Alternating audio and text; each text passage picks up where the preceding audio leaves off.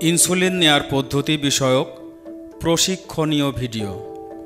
Insulin নেয়ার পদ্ধতি শিখতে ভিডিওটি শেষ পর্যন্ত দেখুন।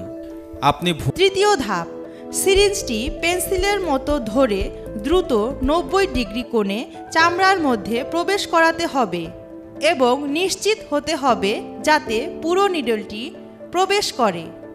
চতুর্থ ধাপ, আস্তে আস্তে পুরো ইনসুলিন প্লাঞ্জার চেপে চামড়ার নিচে প্রবেশ করান।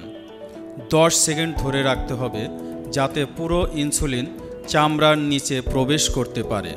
পঞ্চম ধাপ, 10 সেকেন্ড পর নিডলটি সোজাভাবে বের করে আনতে হবে। ষষ্ঠ ধাপ, সুরক্ষিত জায়গায় সিরিঞ্জটি ফেলতে হবে।